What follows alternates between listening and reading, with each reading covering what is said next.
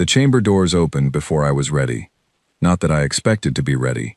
Nobody warned me that Apex Prime smelled like burnt copper and something older, something that had no name in any human language. Nobody warned me that the ceiling of the Grand Deliberation Hall was so high that clouds formed near the top, actual clouds, thin and pale gray, drifting between columns of carved stone that had been standing for longer than humanity had been writing words.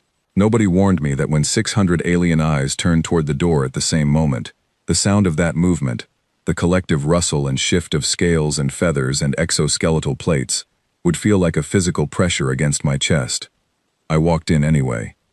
My name is Soren Vale. I was 43 years old, born in Bristol, trained in international law at Edinburgh, posted to Galactic affairs after 15 years of work that most humans considered either heroic or deeply misguided depending on their mood. I had spent 8 of those years learning to read Veth facial expressions, 7 learning the tonal grammar of Crystari formal speech, and roughly 4 days preparing for the specific situation I was now walking into. 4 days was not enough. The hall was circular. Everything in Galactic Council architecture was circular, because every founding species had independently arrived at the conclusion that circles suggested equality. It was a nice idea. It was also, like most nice ideas in political architecture, a lie dressed up in stone. The 5 great thrones of the council sat elevated on a raised platform at the far end of the room, and no amount of circular geometry could disguise the fact that they were thrones, that they were higher than everything else, and that the being sitting in the center one was looking at me the way a collector looks at something small and interesting in a jar. High Arbiter Veth Callius was ancient. I knew from the briefing files that he was somewhere between 400 and 600 years old, the uncertainty existing because the Veth did not count time the way humans did, and found our questions about their age mildly offensive. He was tall, even seated. His skin was the deep blue-black of deep ocean water, and his eyes were silver, completely silver, no pupil visible, which meant he was either very calm or preparing to do something I would not enjoy. The Veth had 2 emotional states that produced silver eyes. I had not been able to determine which one was currently active.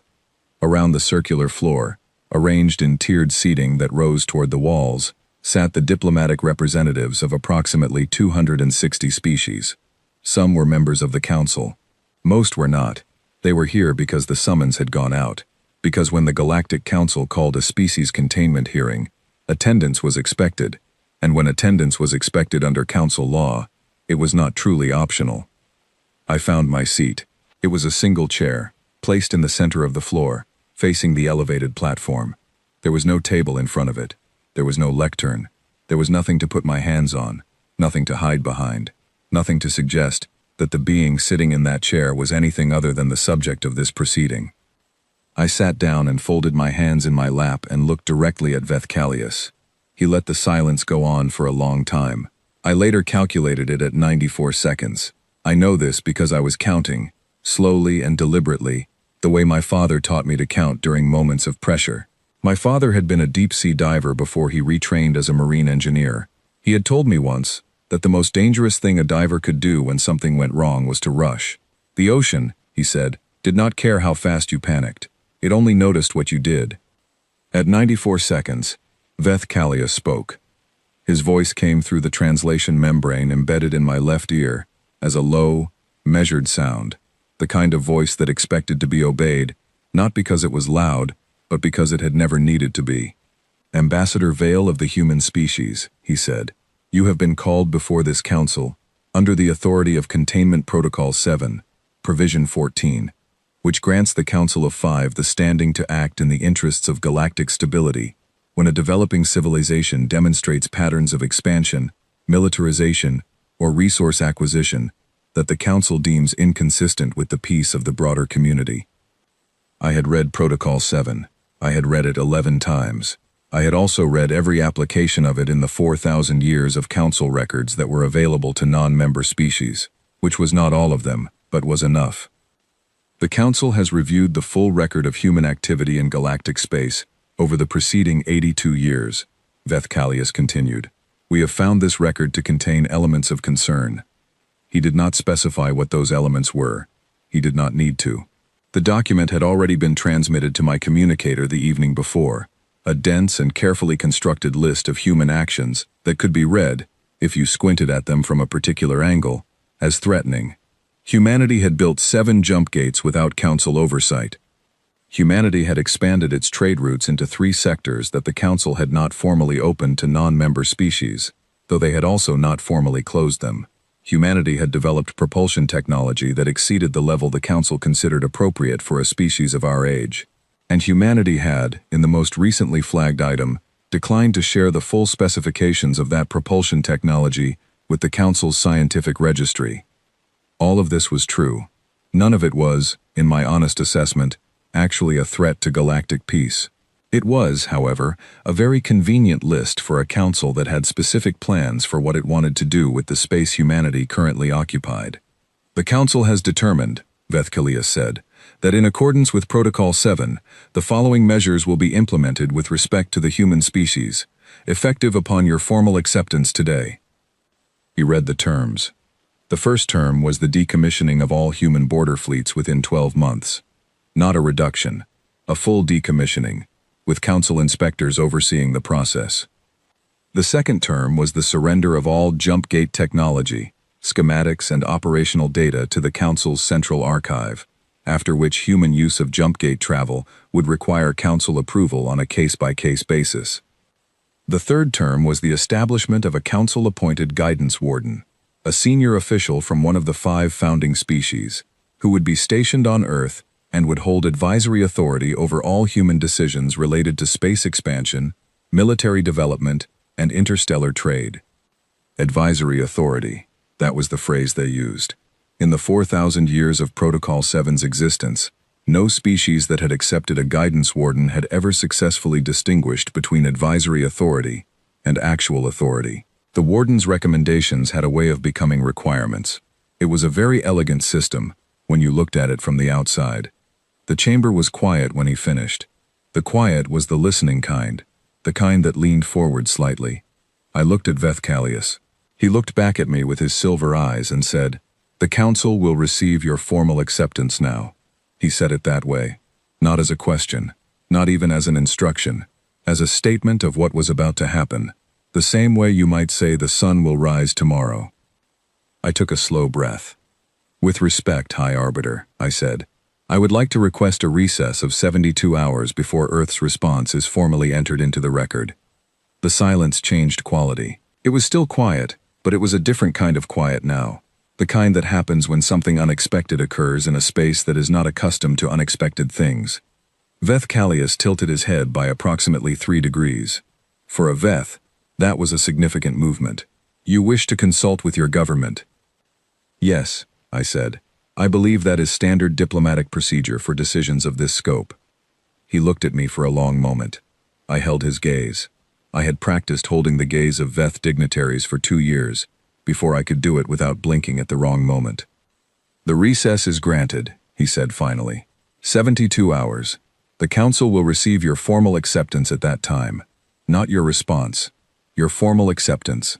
I nodded, stood, and walked back toward the chamber doors.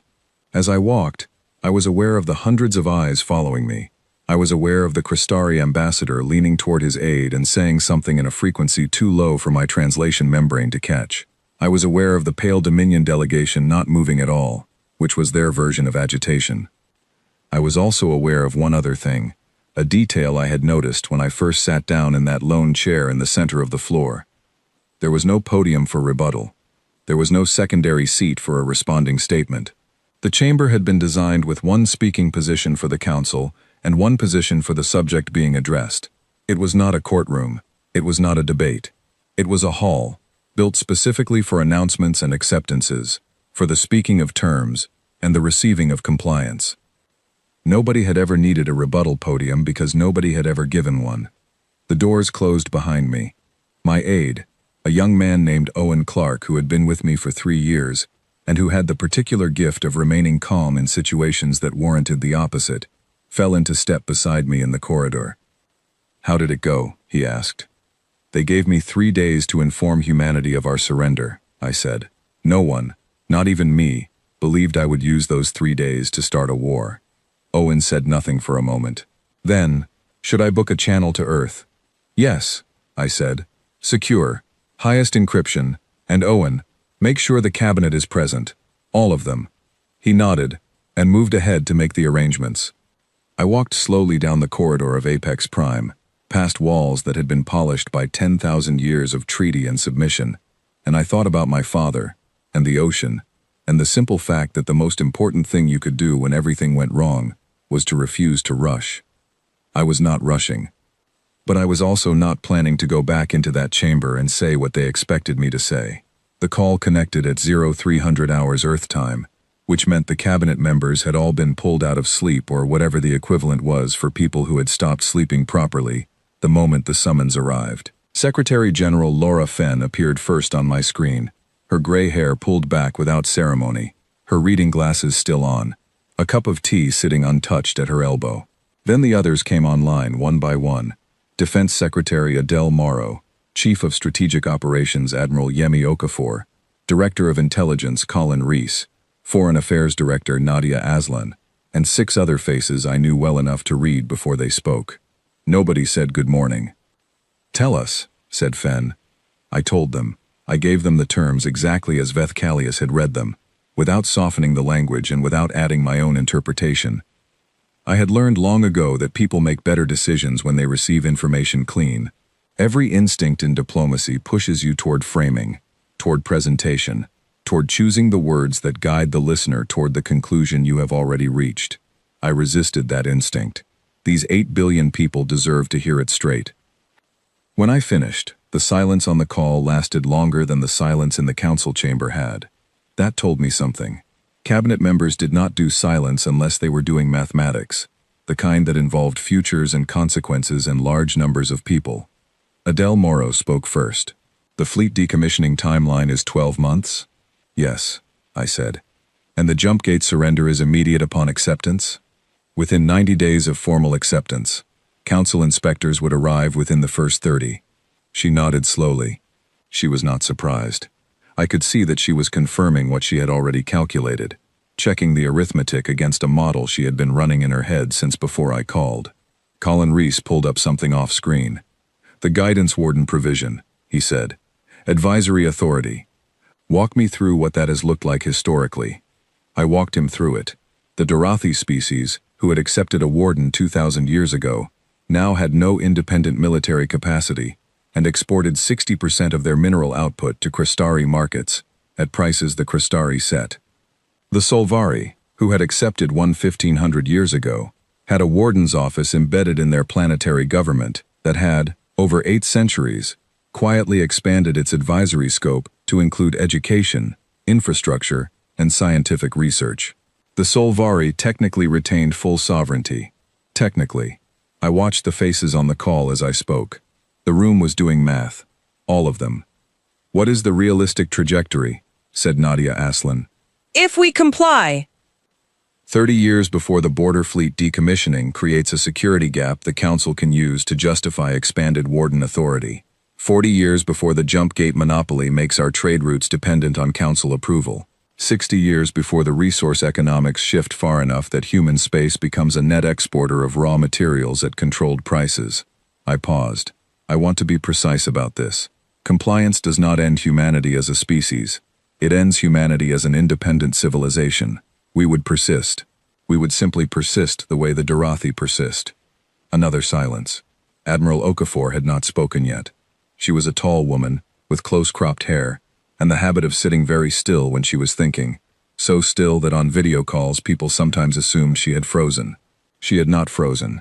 She was reading something on a screen I could not see, and her expression was the flat, clean expression of someone who has already arrived at a conclusion and is now deciding how to present it. Soren, she said, how much do they know about us? I knew immediately what she meant. Their intelligence files put our active fleet at roughly 400 warships. They believe our most advanced propulsion system is the Mark VI drive, which we publicly registered with the Council 8 years ago. They have no record of the longbow systems. Okafor looked at someone off screen and said, quietly, pull it up. I had heard of Operation Longbow. Every senior diplomat in Galactic Affairs had heard of it, in the way you hear of contingency plans, that nobody believes will ever be activated. It had been written 12 years ago, by a small strategic planning team that had looked at the Council's history and decided, against every official foreign policy position, that humanity should prepare for the possibility of direct confrontation. The team had been considered alarmist. Their report had been filed and not discussed in public session. It was being pulled up now. The plan was built on 3 assumptions, Okafor said, still reading. First, that the Council underestimates our military capacity because they have never had reason to look hard at a species they consider non-threatening. Second, that our jump gate technology gives us a response time advantage in our own space that no Council fleet can match. Third, that the Council's unity is more fragile than it appears. Specifically, that the Marathi Republic has been a reluctant member since the Third Expansion Accord and could be moved under the right circumstances. She looked directly at the camera. All 3 assumptions are still valid. Director Reese added something I had been waiting for someone to say. The 42 non-member species who received our broadcast signal this morning. The summary we sent of the Protocol 7 terms before the hearing. We have responses from 31 of them already. None of them are supportive of the Council's position. I had sent that broadcast the night before the hearing, before I even walked into the chamber. It was the kind of action that could be called either bold or reckless depending entirely on what happened next. I had calculated the odds for a long time before sending it. The Marathi withdrawal from the last 2 council sessions, said Fen quietly. She was looking at something in her files. Is that connected? I believe so, I said. Their senior representative, an official named Dava Sane, made 3 separate requests over the last year for a review of Protocol 7's historical application record. The Council denied all 3 requests without explanation. Dava Sane has been quiet since then. Quiet in the way that experienced diplomats are quiet when they are waiting for the right moment. Fen set down her tea. She looked at me through the screen with the expression she used when she had already made a decision, but was waiting to see if the room had arrived at the same place. I had seen that expression before. It meant she was about to stop consulting and start leading. What do you need from us? She said. That was the question. Not what do you recommend? Not what are our options? What do you need? I told her. I needed Admiral Okafor to move the longbow assets to pre-agreed positions without any public signal. I needed Reese to prepare a full intelligence package, every piece of documented evidence we had of the Council's selective application of Protocol 7 across 4,000 years, the resource acquisitions, the trade coercions, the slow institutional erosion of every species that had ever said yes. I needed that package transmitted to every non-member species in our contact database simultaneously, not as a call to action, just as information, the kind of information that people deserve to have. And I needed one more thing. I need to know, I said, whether Earth authorizes me to refuse. The room went very still. Fen looked at me for a long time. 8 billion people, breathing somewhere behind her face. 8 billion people who had spent 80 years building something in the stars, who had buried their dead in foreign wars and explored places no human eye had seen, and argued about the cost of every ship and treaty and sacrifice that had brought us this far. 8 billion people who had no idea that the decision was being made right now, in a room none of them would ever see. Ambassador Vale, said Laura Fen, and her voice was quiet and absolutely certain. Do what you think humanity would be proud of. The call ended. I sat in my cabin on Apex Prime for a long time after the screen went dark.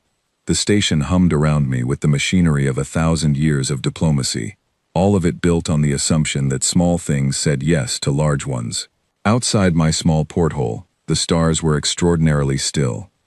I thought about my father. I thought about the ocean. Then I opened my communicator and began to write.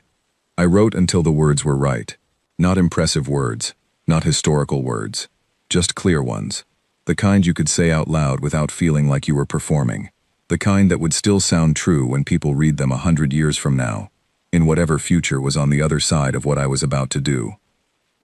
I went to sleep that night knowing that when I walked back into that chamber, I would be carrying the weight of 8 billion people who had decided they would rather face whatever came next than live the slow alternative. The alarm woke me 4 hours later. I dressed carefully. A plain dark suit, no decorations, no flags, nothing ceremonial. I wanted to walk into that chamber looking like exactly what I was. One person from one planet, standing up to say something that needed to be said. Owen was waiting outside my door with 2 cups of coffee. He handed one to me without speaking. "How are you feeling?" he asked, after a moment. "Like someone who knows what they are going to say," I told him. He nodded. "That is better than most people get." We walked toward the chamber together. The grand deliberation hall looked the same as it had 72 hours earlier. Same circular floor, same tiered seating rising to the high walls, same thin clouds drifting near the ceiling, same 600 eyes turning toward the doors as I entered. Same single chair in the center of the floor, facing the elevated platform where the 5 thrones sat. Same silver eyes watching me from the center throne. I walked to the chair. I did not sit down. That was the first unexpected thing. The protocol required the subject of the hearing to be seated before the council addressed them. It was a small physical arrangement, but it was not accidental. A seated figure faces an elevated platform from below. A standing figure changes the geometry slightly. Not much, but enough. Veth Callius noticed. The tilt of his head was smaller this time, only a degree or 2, but I caught it. I set my communicator on the floor in front of the chair, not on a podium, because there was no podium for me. Just on the floor, a single flat rectangle of human engineering, placed on the ancient stone of the council's hall. "Ambassador Vale," said Veth Callius, "the council is prepared to receive the formal acceptance of the human species with respect to Protocol 7. He said it exactly the same way as before. Acceptance, not response. A statement of what was about to happen. "High Arbiter," I said, "the human species formally declines." The silence that followed was unlike any silence I had heard in that hall, or anywhere else. It was not the listening silence from before, and it was not the surprised silence of a disrupted ceremony. It was deeper than both. It was the silence of a room full of beings who had just encountered something that their mental architecture did not have a category for. I did not stop. Earth formally rejects Protocol 7, Provision 14, as applied to humanity, on the following grounds. I did not need to read from anything. I had written the words until they were inside me. First, Protocol 7 was created to protect galactic stability from genuine threats. In 4,000 years of application, it has been used exclusively against non-member species in resource-rich sectors of space that subsequently became integrated into council member economies. We have the records: 12 species, 12 hearings, 12 guidance wardens appointed, 12 civilizations that now operate as economic dependencies of council members. This is not protection. It is a system, and it is a system we are declining to enter. I watched the chamber. The Crystari delegation was very still. The Pale Dominion representative was doing something with her hands that looked like distress. The Marathi delegate, an official I recognized as Dava Sane from the intelligence files, had sat forward in her seat. "Second," I said, "humanity submitted a formal request 3 years ago for access to Protocol 7's full historical application record. The request was denied without stated reason. Under Article 41 of the Galactic Charter, which the Council wrote, non-member species under protocol review have the right to examine all precedents relevant to their case. The denial of that request was not consistent with the Council's own law. That one landed differently. I could hear the quality of the silence change slightly. Legal arguments did that in chambers like this. Third, I said, Earth has this morning transmitted a full documented account of the 12 historical Protocol 7 cases, with all supporting records currently available, to every non-member species in range, not as a call to any action, as information, because the beings in this room and beyond it deserve to make decisions with full knowledge of the system they are operating inside. The Crystari senior ambassador made a sound. It was short and controlled, but it was there. Finally, I said, Earth would like to request that Protocol 7 be suspended, pending an independent review of its historical application, conducted by a body that includes non-member species representation. We believe this request is consistent with the Council's own stated values, and with the long-term stability that this institution was created to protect. I looked directly at Veth Callius. We are not your enemy, I said. We are asking you to be consistent with yourselves. The chamber was absolutely still. And then, from the tiered seating on the left side of the hall, Davasane of the Mirathi Republic rose from her seat and said, in a clear and measured voice, "The Mirathi delegation requests a formal recess." It was 5 words. 5 words spoken in a chamber that had not heard a non-council delegate request a procedural action in living memory, but she said them with the confidence of someone who had been waiting a long time for the right moment to say them, and the rules of the council did not technically prohibit a delegate from making the request, because no one had ever needed to write that prohibition. Veth Callius looked at Davasine for a long time.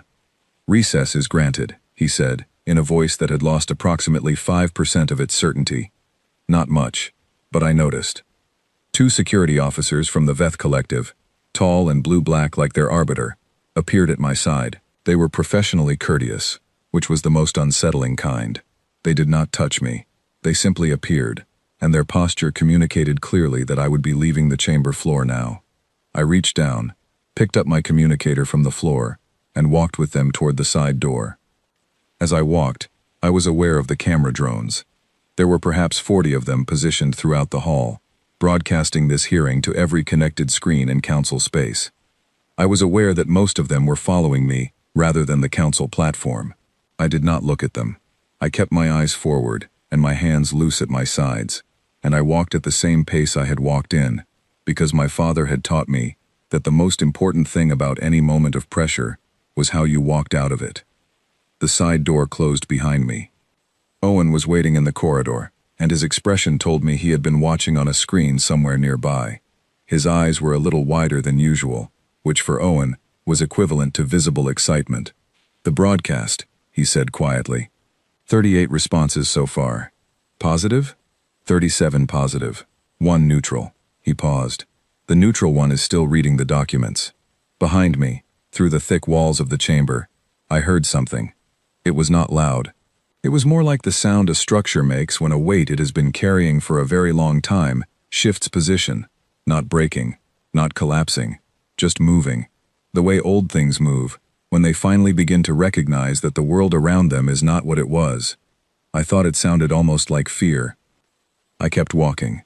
The holding room was small and clean and smelled like recycled air. There were no windows.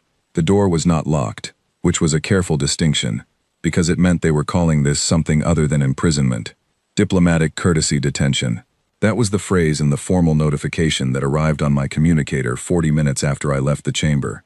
I read the notification once, and then pulled up the Galactic Charter on the same screen.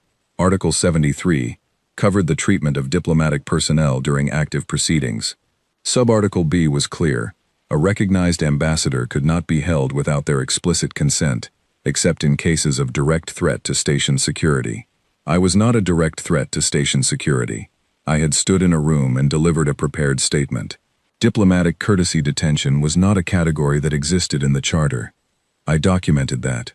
I sent the documentation to 3 places: Colin Reese at Earth Intelligence, the Mirathi Diplomatic Mission's public contact address, and the Open Galactic News Registry, where anyone could read it.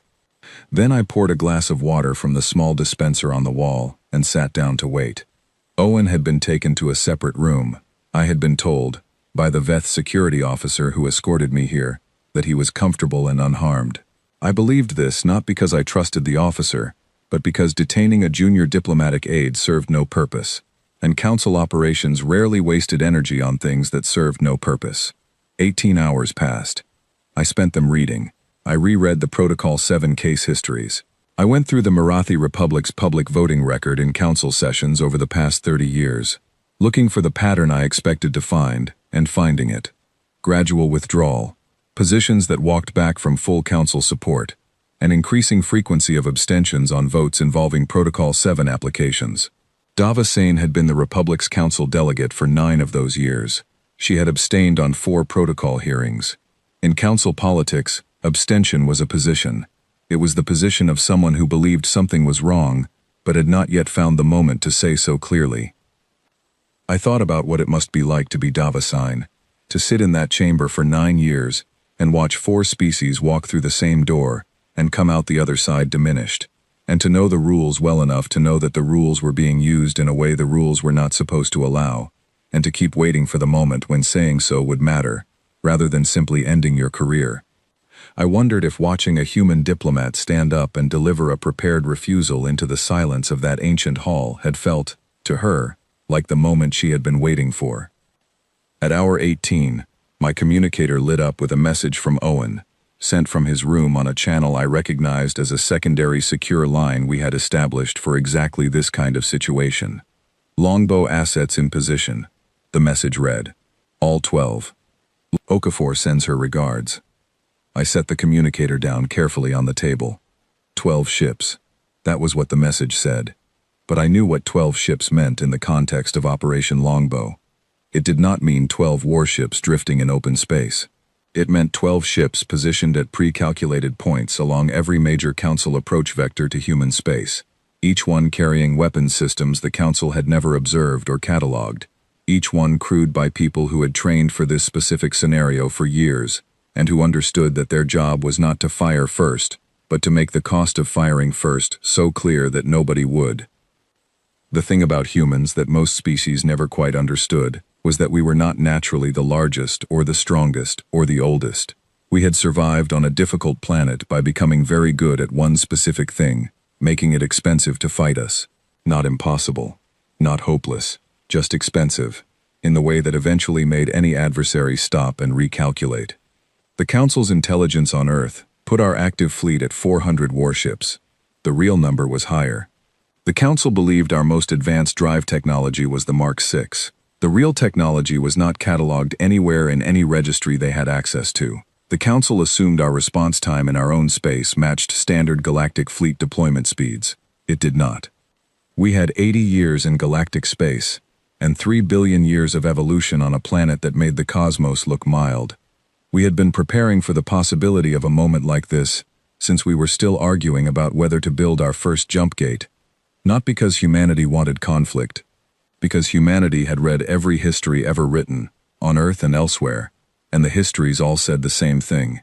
Civilizations that cannot protect their independence eventually lose it, and losing it is not the end, just the beginning of a much longer and quieter kind of loss. At hour 21, a knock came at the door.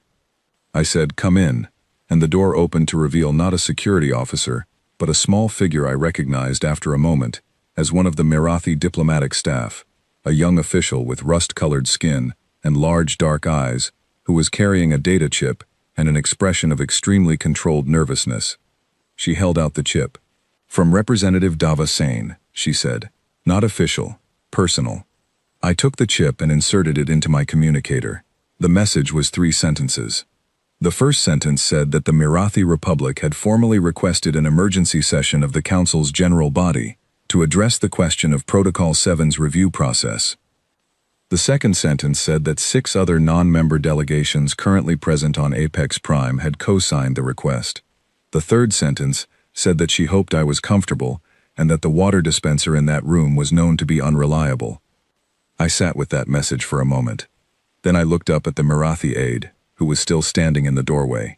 "Tell Representative Dava Sane," I said, "that the water is fine, and thank her." The aide nodded and left. 40 minutes later, my communicator showed me something that I had not expected to see for several more hours.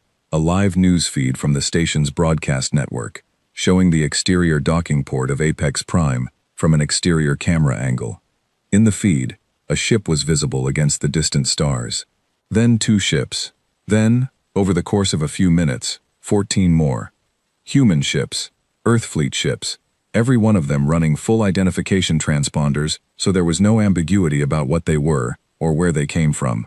They were not in a combat formation. They were not weapons hot. They were simply present, in the space around Apex Prime, visible to every sensor on the station, and to every camera drone broadcasting from its exterior. At their center was the largest, a long and serious-looking vessel that I recognized from its design even before the feed showed its registration. The EFS Immovable, Earth's flagship, named not after a quality we hoped to project but after a decision we had made about who we were. My communicator registered an incoming audio signal from the Immovable's bridge. I accepted it. "Soren." Admiral Okafor's voice was exactly as I had heard it in cabinet meetings, measured, unhurried, carrying the specific confidence of someone who has spent a career in situations that required precision under pressure. "How are you holding up?" "Well enough," I said. "You're early." We were in the area. A brief pause. "The station knows we are here. We received 6 hailing attempts in the last 20 minutes. I told them we would be happy to discuss anything they wanted to discuss, but that we were waiting for a response on Ambassador Vale's status first." "And?" "They are thinking about it," she said. Through the holding room wall, I heard something that sounded like increased movement in the corridor. Footsteps moving at a speed that was faster than administrative pace.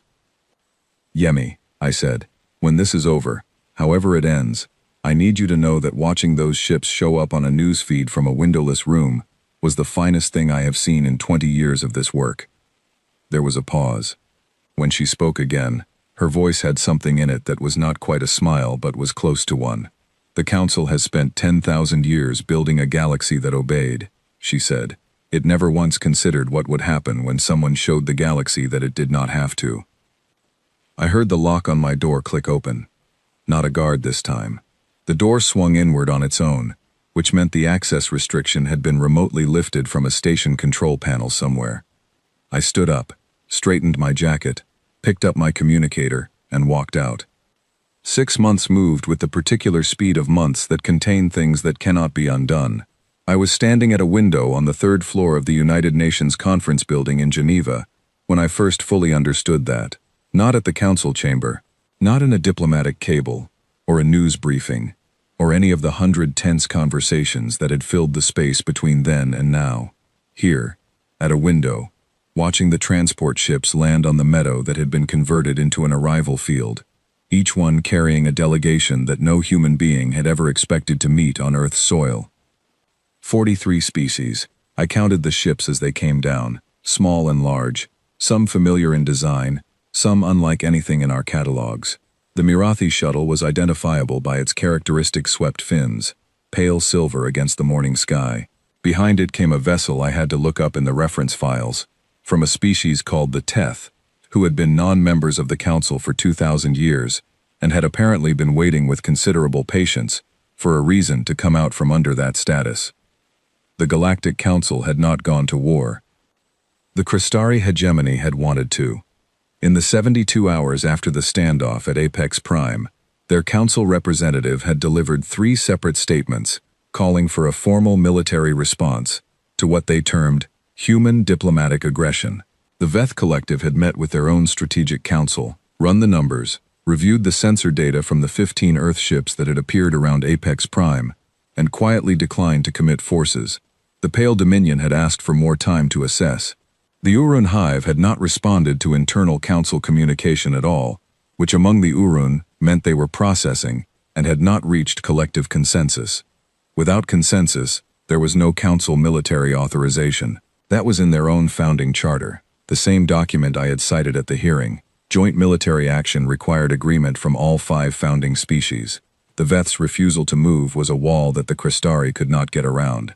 So the Council had done the thing that old institutions do when confronted with something their architecture cannot handle. They had issued statements. They had invoked Protocol 7 formally, entering the declaration into the official record that humanity was in violation. They had commissioned a review committee, which was a way of doing something without doing anything, and they had watched, with visible discomfort, as the number of non-member species that formally associated themselves with the Free Species Accord grew from 1 to 7 to 19 to 43 in the space of 6 months. The Accord itself was not a military alliance. I had been careful about that. It was a framework, a commitment to share information, to grant mutual trade access without council mediation, to establish an independent review process for any interspecies disputes, and to collectively support any member species that faced external pressure inconsistent with the rights established in the Galactic Charter. It did not name the Council. It did not need to. The Mirathi Republic was the first to sign. They withdrew from the Council formally, 30 days after the Apex Prime standoff, citing what their official statement called a fundamental incompatibility between the Council's current practice and the principles the Republic had originally joined to uphold. Their seat on the Council had been empty since. 2 smaller civilizations, the Drenathi Compact and the Solvari, who had spent 15 centuries living under the quiet pressure of a guidance warden, followed within the same week. The The Solvari's withdrawal statement was 11 pages long and contained, among other things, a detailed account of every instance over 1,500 years in which their guidance warden's advisory authority had functionally overridden decisions made by the Solvari people about their own civilization. Nobody at the council had expected the Solvari to say anything. The Solvari had been quiet for a very long time. I left the window and walked downstairs to where Owen was coordinating the arrivals, managing the logistical chaos of 43 species with different atmospheric preferences and gravity needs and dietary requirements, all trying to enter the same building without incident. He was doing it with the same calm efficiency he brought to everything, and he had drafted in enough support staff that the system was working, mostly. Dava Sign's delegation is asking about the afternoon session timing, he said when he saw me. Tell them we are flexible. If they need more time to settle in, we push the opening session to tomorrow morning. He nodded and stepped away to pass the message. High Arbiter Veth Callius had requested a private meeting. The request had come through official channels 3 months after Apex Prime, worded with the careful neutrality that senior council officials used when they were doing something that did not have a recognized protocol. I had accepted. The meeting had taken place in a neutral location, a small station operated jointly by 2 non-aligned species, in a room with no camera drones and no official record. He had walked in looking the same as he always looked, ancient, composed, his silver eyes unreadable. We had sat across from each other at a small table, with nothing on it except 2 glasses of water. His first words, after a long silence, had been, "How long have you been planning this?" I had thought about how to answer that question for a long time before the meeting. I could have been diplomatic. I could have given him the version that was technically true but designed to minimize. Instead, I gave him the straight answer, because I thought he deserved it, and because I thought it might actually be useful to him. Since first contact, I said, not this specific moment, not these specific actions, but the preparation, the contingency, the understanding that this conversation might someday happen, since the first time a human read the Galactic Charter and noticed that Protocol 7 existed. He was quiet for a long time. You were afraid of us. We were informed about you, I said. Which is a different thing. Fear is not knowing what something might do. We studied you. We knew what you had done. We took it seriously. Another silence. And the ships, the capabilities your admiral showed. We are not interested in a conflict, I said. We have never been interested in one. What we are interested in is a relationship in which we are a party rather than a subject. He looked at me with those silver eyes and said nothing for a moment. Then, the Accord. Where does it go? That depends on what the Council does next, I said honestly. We did not build the Accord to replace the Council. We built it because species need structures that serve them, and the Council, as it has operated, has not been that for a significant portion of the galaxy's population. If the Council chooses to change, there is room for a different relationship. If it does not, the Accord will grow, because the need for it will grow.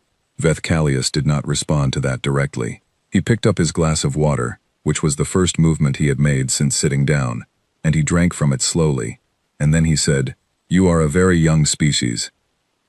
"Yes," I said, "we are." "That is not an insult," he said. "It is a concern. Young species make errors that have long consequences. So do old ones," I said. He looked at me. I held his gaze. After a moment, something shifted in his expression. Not much, not enough that anyone without a lot of practice reading Veth faces would have caught it. "Yes," he said, "they do." We had not reached any formal agreement in that meeting. We had not shaken hands, because Veth did not make physical contact with non-Veth in formal settings, and I did not push the gesture. But we had talked for 2 hours, and at the end of it, when I stood to leave, he had said one more thing. "The Protocol 7 Review Committee," he said, "has been instructed to include non-member species consultation in its process. It was not announced publicly, but I thought you should know." I had nodded and left. It was not a victory. It was something smaller and more complicated than a victory. It was the beginning of a different conversation, one that might take decades and might not go anywhere, or might, slowly, go somewhere that mattered. Back in Geneva, I walked through the conference building toward the main hall,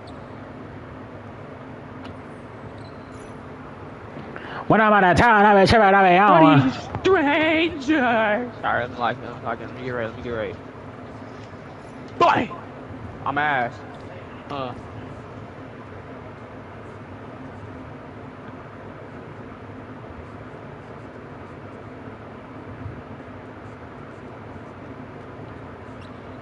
Thank you. That's on me. I know.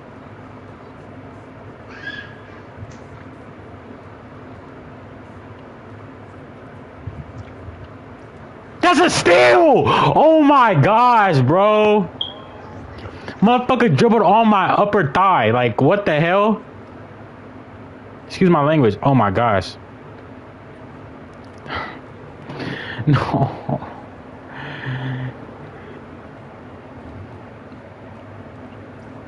That's a steal. 99 steal. 99. 99. I'm not getting it. Oh. Alright. How do I lower your voice, bro? Enable was. Alright, go to settings. Alright, hold on. Oh, I'm so mad that we lost him. This monitor, like, just jab it. It just want to jab it, jab it, jab it, jab it. Oh shit, settings and then what? Captures and broadcasts. Captures and broadcasts. And then go to broadcast, go to audio, and then put.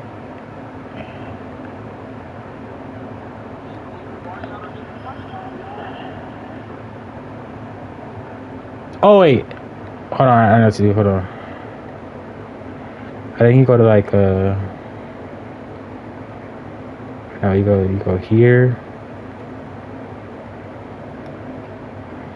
No, where do you go? Oh, go game base.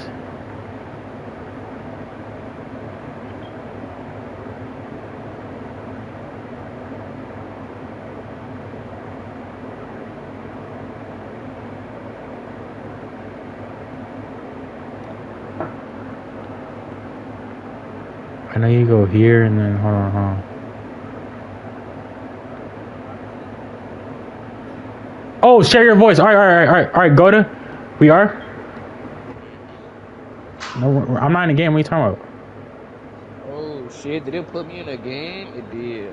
Back out. All right, I figured out how to do it too. How you do it? All right, go to press the home button, and then go to where you click on the friends to look at your friends. Press options. Go to game base, and then go all the way to the right where it says game base settings.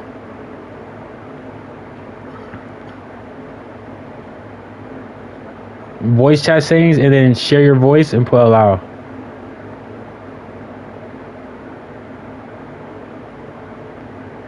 Alright, can I hear you? Pretty sure I should be. Alright, let me see.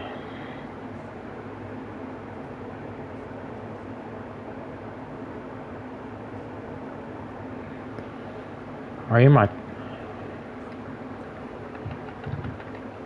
Hold on, I need to change my what's going on.